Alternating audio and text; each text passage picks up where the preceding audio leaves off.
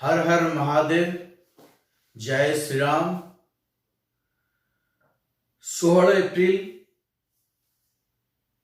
जूनाखड़ार सदस्य जो साधु माने 16 एप्रिल रे तांकर गुरुजींकर देहांतर सत्कार पाई जाउथिबा समय रे एवं ए कोविड-19 महामारी चलुवा समय रे जेतेबेले से माने फेरी आसुचंती सेठी शॉर्टकट बाट पचारिकी से समय रे महाराष्ट्र पालघर ठारे तांकु संघबद्ध आक्रमण करागला एवं ए जो आक्रमण रे जने युव साधु सुशीलगिरी महाराज जहांकर बयस 35, महाराज कल्पवृक्षगिरी जहाँ जने वृद्ध 70 वर्षीय एवं तांकर गाड़ीर ड्राइवर नीलेश 50 वर्षीय व्यक्ति को जे भली भावरे मॉब लिंचिंग द्वारा हत्या करागला एवं ए हत्यार मुक साक्षी एवं ए हत्यारे महाराष्ट्र सरकार गृह विभाग एवं तार पुलिस विभाग एक पक्षभुक्त हेले। एहाकू विश्व हिंदू परिषद ओडिशा तरफ निंदा प्रकट करा जाउछि एवं एक असहाय समय रे जितेबेले साधु संत माने सहारा खोजुचंती सरकार संविधानिक विधि व्यवस्था भितरे सरकार प्रथम कर्तव्य गोटे व्यक्तिर धन जीवन रक्षा करवा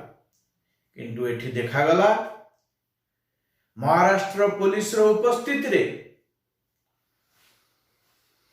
लोक माने बाड़े बाड़े पत्थर मारी एक 70 वर्षीय निर्दोष जने 35 वर्षीय युव साधु एवं तांको ड्राइवर को हत्या कले। एथिरे पुलिस महाराष्ट्र पुलिस मुक साखी ठिया हला एवं एक भाइराल वीडियो जहाँ देखा जाउची जहाँ जना पड़ुची पुलिस जेतेबेले साधु संत माने एक घर भितर शेल्टर नहीं जाइछंती पुलिस से मानको बाहर को आनी एक भीड़ भितर समर्पण करदेला। एहाकु मध्य विश्व हिंदू परिषद एक प्रीमेडिटेटेड मर्डर हिसाब रे गणना करुछि। यह एक योजनाबद्ध ये कोविड-19 समय रे जेतेबेले प्रत्येक राज्य लॉकडाउन शटडाउन अवस्था अच्छी सेतेबेले महाराष्ट्र सरकार गृह विभाग नजर आखि तले आखि खोली अवस्था एते लोक एकाठी हो गले संगे संगे केमिति को देश एकाठी होते तेणुक विश्व हिंदू परिषद ओडिशा ये जो घटनार सीबीआई तदंत करुछि सीबीआई तदंत मांग करुछि। आमे एठारे दाबी करू उद्धव सरकार महाराष्ट्र चलुवा उद्धव सरकार जेहेतु आउ दियोटी दलर व्यक्ति को नहीं सरकार करचंती सेठी ए घटनार निरपेक्ष तदंत होई पारिबो नाही कारण महाराष्ट्र सरकारंकर पुलिस ऑफिसर एथिरे प्रक्षभुक्त हो जाइचंती। सेहितिपाई गतकाली मृत ड्राइवर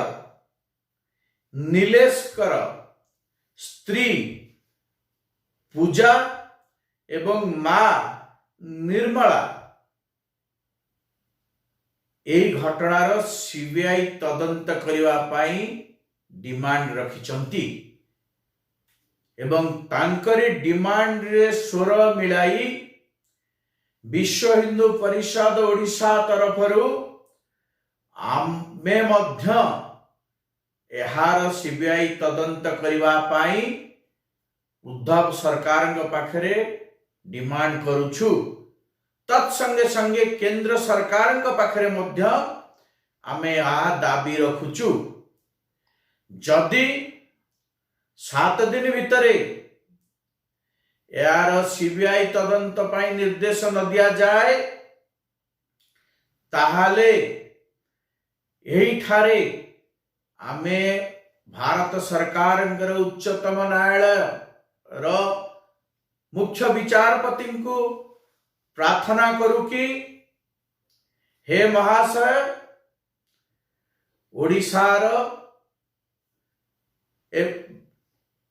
4 कोटी व्यक्ति तरफ एवं भारत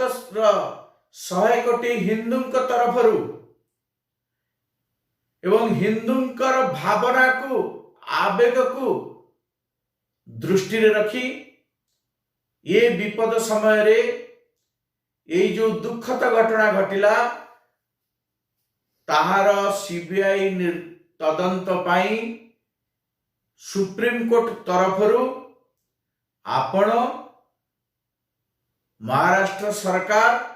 और केंद्र सरकार को एक निर्देश दियंतु। यहा हेले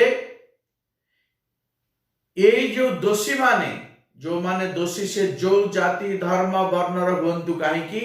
ये जो निंदनीय काम कांड घटई से कठोर रु कठोरतम दंड मिलवा दरकार एपरिकी फांसी दंड रे दंडित होगा दरकार। यह विश्व हिंदू परिषद ओडिशार आपण पाखरे प्रार्थना। जय श्री राम।